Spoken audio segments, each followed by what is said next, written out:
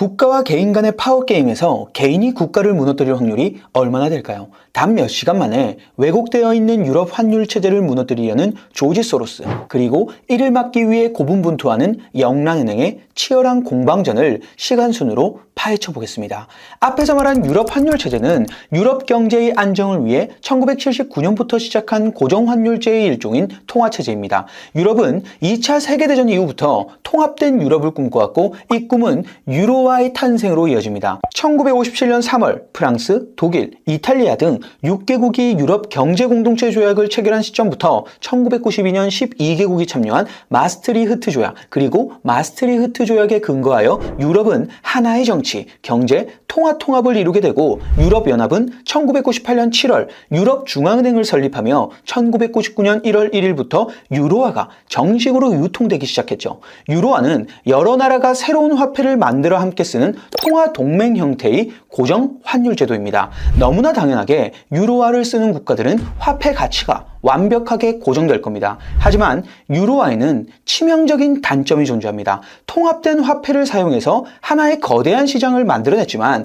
그 안에는 산업 경쟁력, 물가, 경상수지, 정치 등 각기 다른 이질적인 국가들이 존재한다는 겁니다. 같은 화폐를 쓰는 모든 유럽 국가들은 공통된 딜레마에 빠지게 됩니다. 성장할 때는 공평하게 같이 성장하고 경기가 안 좋을 때도 같이 안 좋은 상황이 발생할 것인가? 만약 그런 일이 일어나지 않는다면 화폐로 통합된 유럽 국가들 중에서 반드시 상대국 간의 불균형이 발생하게 될 건데 어떤 국가가 지속적으로 손해를 볼 거고 또 어떤 국가가 이득을 볼 것이냐는 문제에 직면하게 되죠. 현재 유럽만 봐도 알 수 있습니다. 각 국가들이 균일하게 경제 성장을 한다는 것은 불가능에 가깝단 걸요. 필연적으로 불균등하게 각 국가들이 움직일 수밖에 없습니다. 이러한 배경 지식을 가진 상태에서 1990년대로 돌아가 봅시다. 1990년대만 하더라도 유로화라는 통합화폐는 존재하지 않았고 유럽 중앙은행 또한 존재하지 않았습니다. 이때는 독일 화폐인 마르크화를 주축으로 해서 ERM에 가입된 국가들은 자기 나라의 환율을 일정 범위 내에서 유지할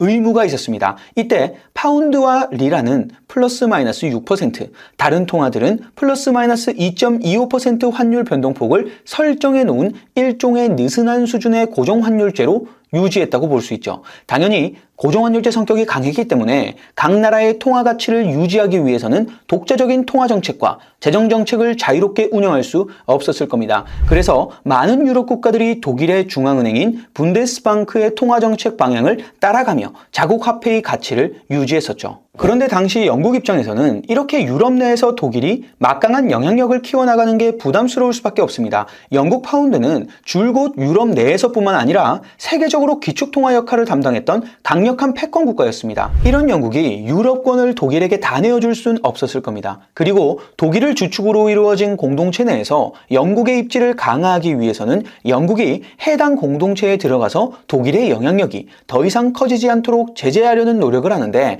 이 시점부터 파운드 위기가 잉태되기 시작합니다. 영국은 1990년에 ERM에 가입을 하게 되는데 이때 1파운드를 2.95마르크에 고정시키게 됩니다.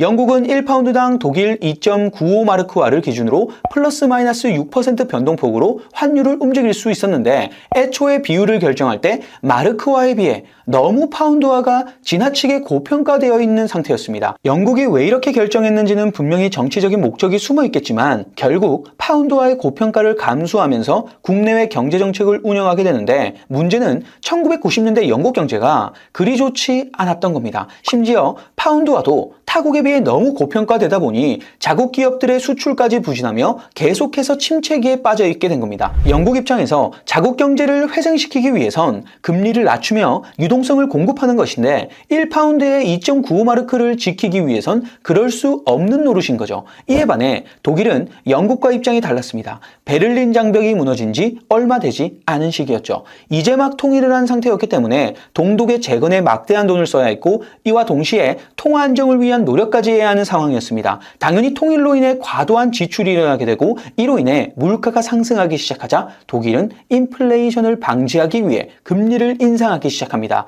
이러한 금리 인상 기조는 2년에 걸쳐 10차례나 인상을 하게 되는데 독일 마르크화를 주축으로 이루어진 통화 시스템 안에서 독일이 금리를 올려버리니 독일로 돈이 몰리기 시작하고 독일 통화인 마르크화는 다른 나라 통화 대비 대폭 절상될 수밖에 없는 상황이었습니다. 이런 상황에서 각국의 외환 당국들이 ERM을 유지하려면 외환 시장에 개입을 해서 마르크화를 팔고 자국 통화를 매입하든지 혹은 독일과 같은 폭의 금리 인상을 통해 자국에서 빠져나가는 외환을 막아야 했습니다.